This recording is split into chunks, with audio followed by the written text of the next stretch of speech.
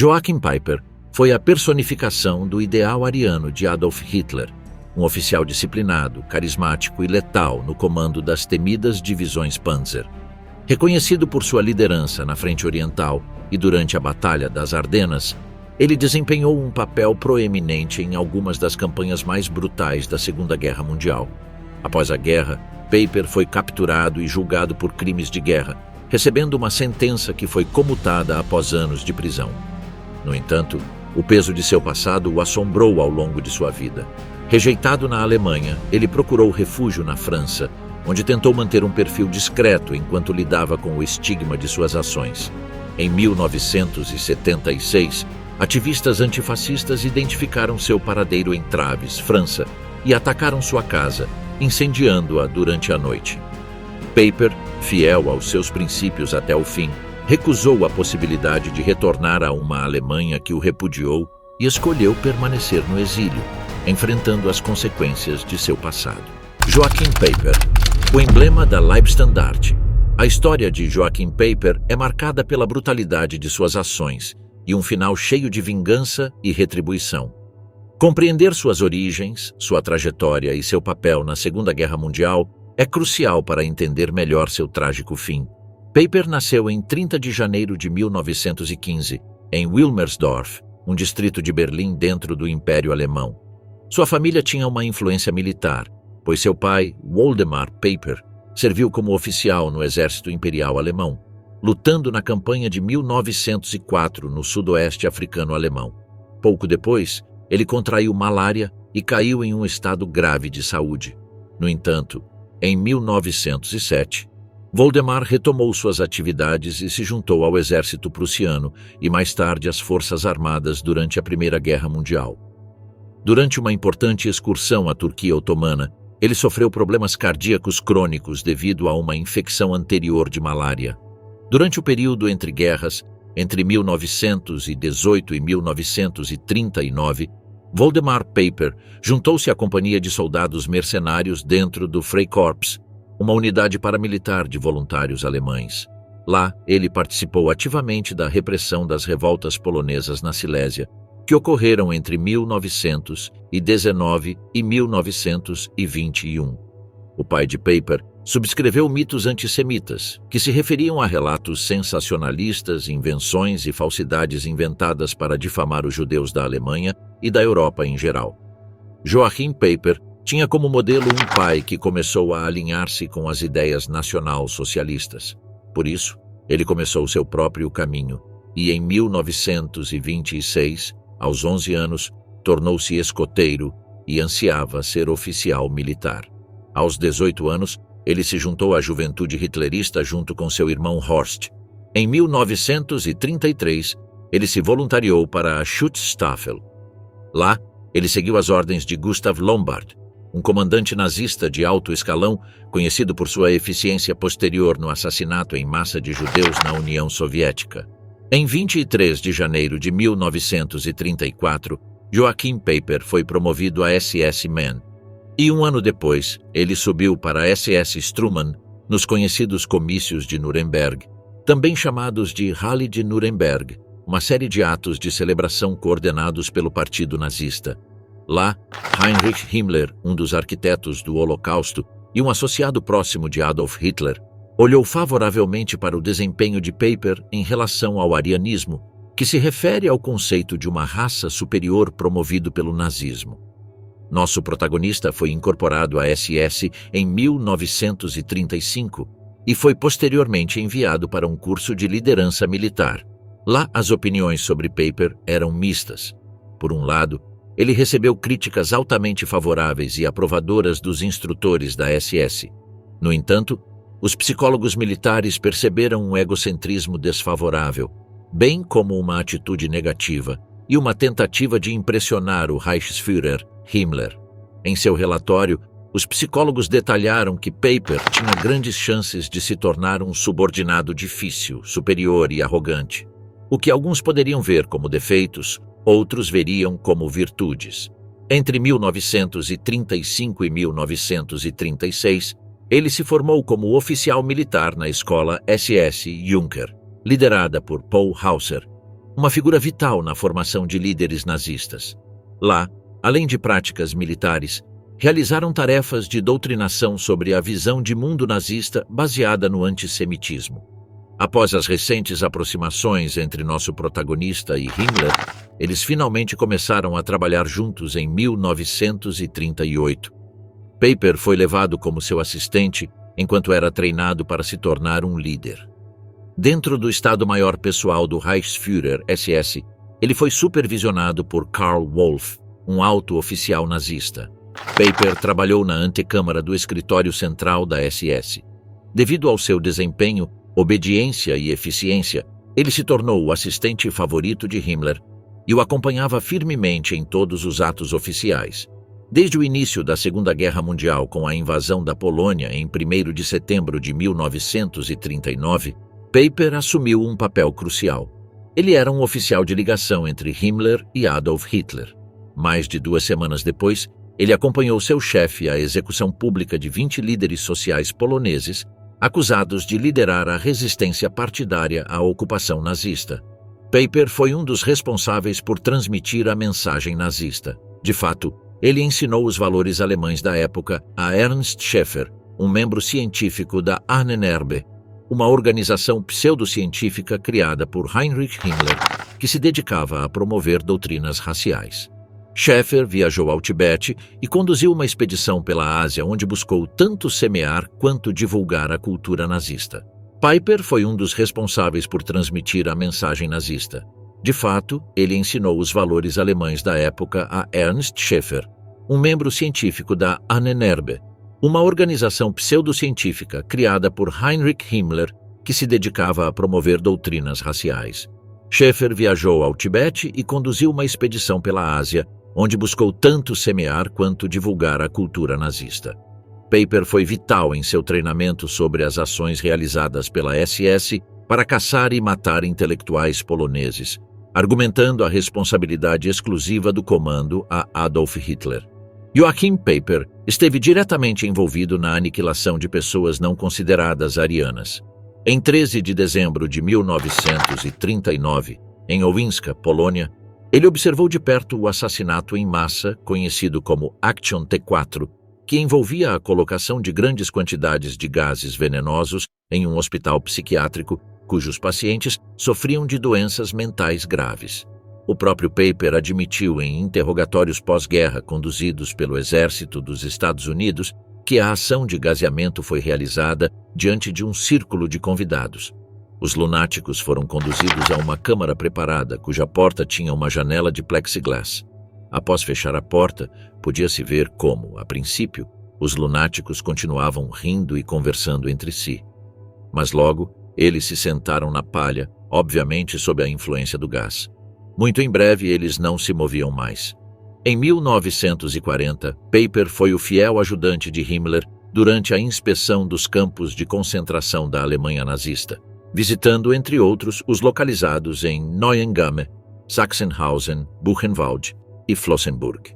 Lá, eles não apenas avaliaram o estado e o funcionamento dos campos, mas também analisaram tanto o confinamento das populações judaicas quanto a operação de eutanásia involuntária dos deficientes e aleijados. Em maio do mesmo ano, Himmler e seu ajudante seguiram de perto a Waffen-SS durante a Batalha da França. Lá, Peiper foi designado como líder de pelotão no regimento motorizado da Leibstandarte SS Adolf Hitler, formado especialmente para proteger o Führer. Após uma corajosa intervenção militar de seu pelotão, na captura de uma bateria de artilharia francesa, Peiper foi condecorado com a Cruz de Ferro de 2ª classe e, consequentemente, promovido a capitão, também conhecido como Hauptsturmführer. Apenas um mês depois, ele recebeu a mesma condecoração, mas na categoria de 1ª classe. Após receber uma remuneração adicional, Peiper chegou à Alemanha com um carro esportivo francês para uso pessoal. Em novembro, após uma visita oficial à Espanha ditatorial de Francisco Franco, Peiper foi promovido a primeiro ajudante. Em 1941, ele visitou o gueto de Lodz e em suas anotações descreveu o que considerava uma imagem macabra. Vimos como a polícia judaica do gueto, que usava chapéu sem aba e estava armada com bastões de madeira, fez um espaço considerável para nós. Embora seus escritos denunciassem sua consciência sobre a criminalidade das ocupações nazistas, as supostas anedotas que caluniavam os judeus visavam diminuir o grau de cumplicidade nos crimes de guerra das forças alemãs. No mesmo ano, ele ajudou a apresentar o plano de Himmler, que detalhava o método a ser usado para o assassinato de 30 milhões de eslavos na Europa Oriental. Pouco depois, eles continuaram por Bialystok, testemunhando os avanços da despovoação civil realizada pela Polícia da Ordem, tanto naquela cidade polonesa quanto no resto do país. Além de realizar todas essas atividades, Peiper tinha que fazer relatórios diários da contagem de corpos sob o Kommandostab. Durante o verão de 1941, ele cessou sua colaboração com Heinrich Himmler e em outubro foi reassignado ao regimento motorizado da 1ª Divisão Panzer SS Leibstandarte SS Adolf Hitler em sua luta na Frente Oriental. Assim, ele assumiu o comando da 11ª Companhia e lutou contra as forças soviéticas em Mariupol e Rostov-on-Don. Um ano depois, seu batalhão foi transferido para a França de Vichy para recuperação e recondicionamento. Peiper foi enviado para uma divisão Panzer Grenadier, onde foi promovido a comandante do 3º Batalhão. A carreira de Peiper continuou a seguir caminhos dentro do campo de batalha. Em janeiro de 1943, ele entrou em ação na 3ª Batalha de Kharkov. Alguns meses depois, ele recebeu a Cruz Alemã em ouro e a Cruz de Cavaleiro da Cruz de Ferro por suas conquistas naquela cidade. Lá, sua unidade foi apelidada de Batalhão Massarico, devido aos massacres lembrados de 2 aldeias soviéticas, Efremovka e Semyonovka, nas quais os habitantes foram fuzilados e queimados pelos liderados por Peiper. Nosso protagonista estava em um dos melhores momentos de sua vida. Himmler o parabenizou em uma transmissão de rádio ao vivo após uma das condecorações, enquanto a propaganda nazista o descrevia como um líder militar exemplar. Das Schwarze Korps, o jornal oficial da SS, publicou uma nota afirmando que o que Peiper fez em Kharkov demonstrou seu valor como comandante e que ele é sempre o mestre das situações em todas as suas fases. Ele também foi descrito como um líder nato, cheio do mais alto senso de responsabilidade pela vida de cada um de seus homens, mas que também era capaz de ser severo, se necessário, para completar uma missão. Tais declarações colocaram Peiper na posição de um herói de guerra alemão. Surfando na crista da onda, Peiper ordenou a morte de 24 homens que resistiram a uma tentativa de massacre na cidade italiana de Boves. Finalmente, eles acabaram incendiando a cidade e matando dezenas de partidários. Depois de seu tempo na Ucrânia e na frente ocidental, em 1944, Peiper se apresentou para lutar na Batalha das Ardenas. Em 17 de dezembro, Peiper avançou com suas unidades blindadas e veículos de meia lagarta para enfrentar 30 veículos americanos no cruzamento de Bognez, perto de Malmedy, na Bélgica. Após superar o 285º Batalhão de Observação de Artilharia de Campo, reuniram os derrotados com outros soldados capturados em um prado. Depois de esperar algumas horas, os liderados por Peiper abriram fogo com metralhadoras, matando 84 soldados cujos corpos foram deixados na neve congelada. No entanto, algumas tropas conseguiram sobreviver para posteriormente servir como testemunhas e assim testemunhar. A divisão de Peiper se espalhou pela área e aproveitou para continuar sua matança. De fato, em municípios belgas como Bullingen, Ligneville, Stavelot, Cheneux, Laglaise e Stoumont. Em Stavelot-Trois-Ponts, os homens de Peiper estupraram e mataram um grande número de civis belgas. No início de 1945, após várias incursões de batalha, a Kampfgruppe Peiper lutou na Operação Vento Sul e na Operação Despertar da Primavera, a última ação ofensiva da Alemanha na guerra. Embora os homens de Peiper cumprissem sua função e matassem milhares de soldados inimigos, o resultado acabou sendo adverso porque sofreram um número maior de baixas em comparação com o oponente. Em 1º de maio do mesmo ano, Peiper recebeu a notícia que nunca quis ouvir. O Führer Adolf Hitler estava morto. A guerra acabou e a derrota da Alemanha era um fato. Apesar da ordem do alto comando para se render, Joachim Peiper recusou. No entanto, Em 22 de maio de 1945, ele foi detido pelo Exército dos Estados Unidos. As coisas começaram a parecer sombrias para Paper quando os investigadores de crimes de guerra iniciaram uma investigação forense sobre o já mencionado massacre de Malmedy, no qual nosso protagonista e seus homens estavam implicados. Paper era um dos nazistas mais procurados pelos Estados Unidos, liderando uma lista de 4 milhões de prisioneiros de guerra. Infelizmente para ele, o Comitê de Justiça atribuiu-lhe a responsabilidade e a autoria do massacre. Paper não demorou a assumir sua responsabilidade de comando pelas ações de suas tropas. Ele não ofereceu resistência e logo declarou toda a sua culpa. A derrota na guerra não mudou os ideais de Paper, que em um interrogatório declarou que todos os judeus são maus e todos os poloneses são maus. Nós apenas limpamos nossa sociedade e movemos essas pessoas para campos, e vocês as deixaram livres. Vários anos depois, ele também deixou uma declaração controversa. Eu fui um nazista e continuarei sendo um. A passagem do tempo não afeta os ideais de certas pessoas.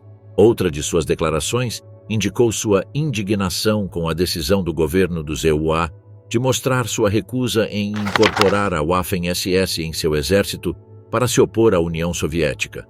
Em dezembro de 1945, ele foi transferido para a prisão de Schwabisch Hall e, em abril do ano seguinte, ele viveu seu próprio calvário pessoal quando foi enviado para o campo de concentração de Dachau. Lá, durante um período de 2 meses, ocorreu o julgamento do massacre de Malmedy, no qual, embora mais de 74 indivíduos tenham sido julgados, todos os olhos estavam voltados para Paper. Em 16 de julho de 1946, o tribunal considerou Paper culpado dos crimes de guerra de que era acusado e o condenou à forca. No entanto, após várias reviravoltas judiciais, Paper não perdeu a vida sob uma sentença de morte, mas foi condenado à prisão perpétua. No final da década de 1950, ele acabou sendo libertado em liberdade condicional. Imediatamente, ele começou a trabalhar na empresa automotiva Porsche. Devido à sua excelência no trabalho, foi promovido a secretário. Esse movimento chamou a atenção do sindicato IG Metall, que apresentou suas queixas porque pode ser minimamente tolerável empregar criminosos de guerra, mas não é permitido oferecer-lhes promoções significativas. Eles não só solicitaram que ele fosse removido de sua posição, mas também ameaçaram lançar uma campanha publicitária contra a marca. Uma vez removido de seu trabalho, o sindicato o advertiu que seria expulso de todas as empresas onde quisesse trabalhar. Assim, algum tempo depois, ele se candidatou ao cargo de promotor de vendas independente da Volkswagen e não só foi escolhido, mas também admirado por seus superiores.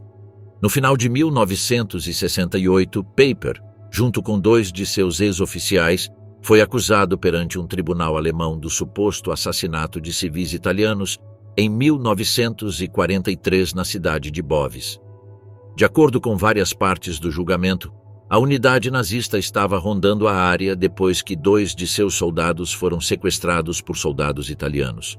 Ao notar a situação, ele direcionou seu batalhão para resgatar seus homens.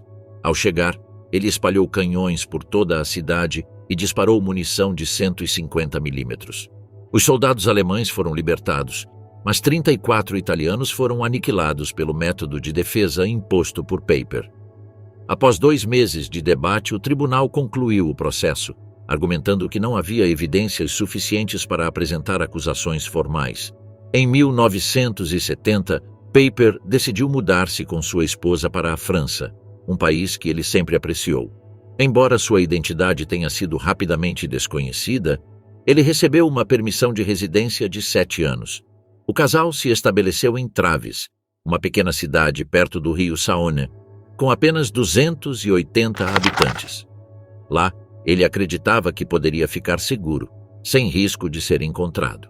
De fato, seu vizinho mais próximo, o capitão de artilharia da Leibstandarte, Erwin Kettelhut, vivia a menos de 250 metros de distância.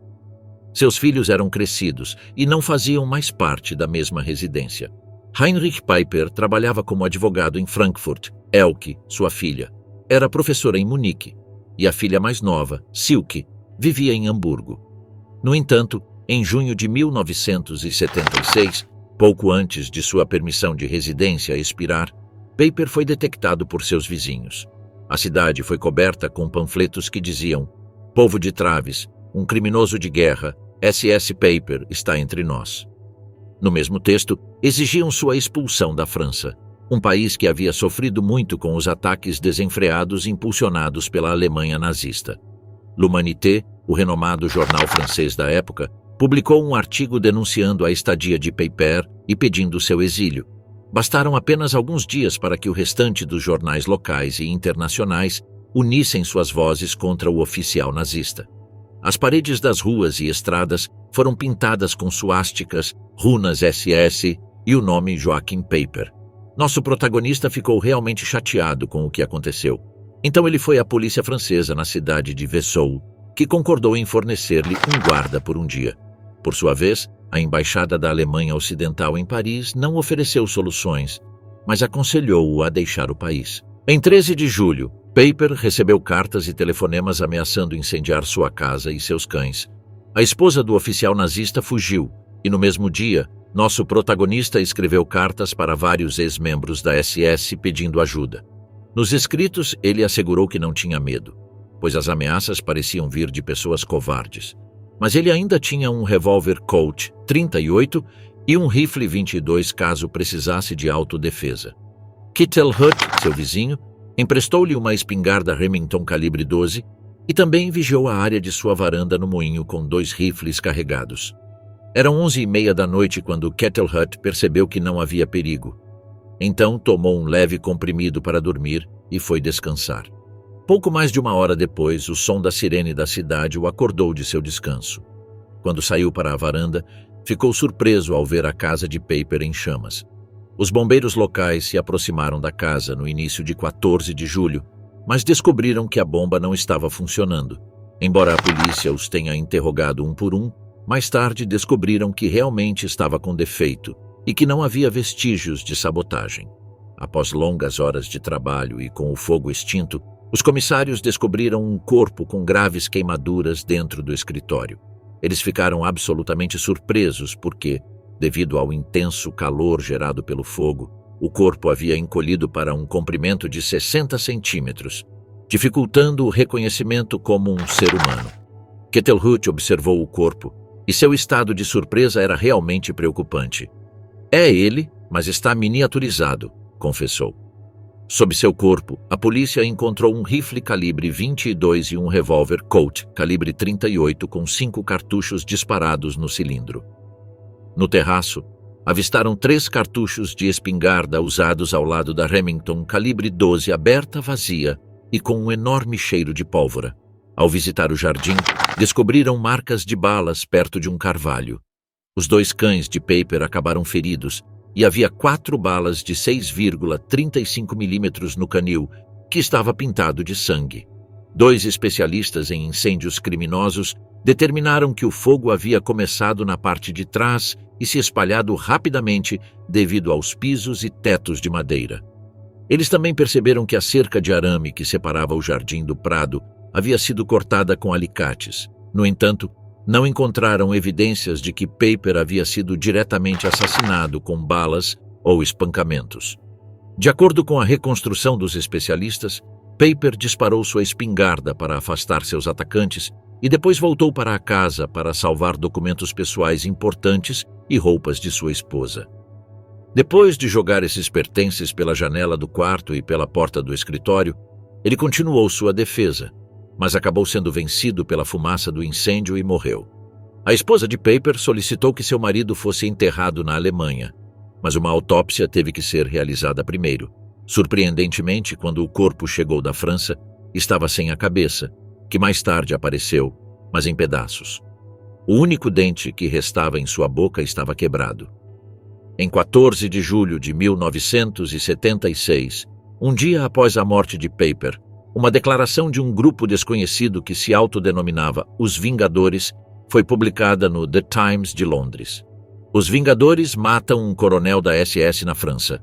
3 dias depois, outro grande jornal britânico relatou: Neste fim de semana, carros cheios de turistas se reuniram na pequena vila de Traves para dar uma olhada na casa queimada de Joachim Peiper, o ex-coronel da SS que pode não estar morto. Até hoje, mistérios cercam sua morte, e ninguém pode provar definitivamente que Joachim Peiper foi a pessoa encontrada no incêndio de Traves. Werner Wolf.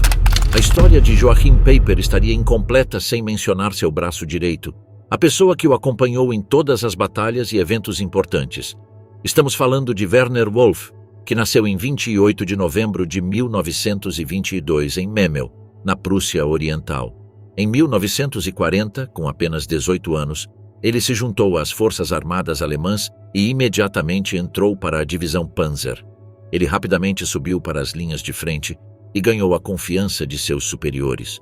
Possuía uma bravura imensa e uma personalidade impecável, o que o fazia parecer um líder consolidado apesar de sua pouca idade.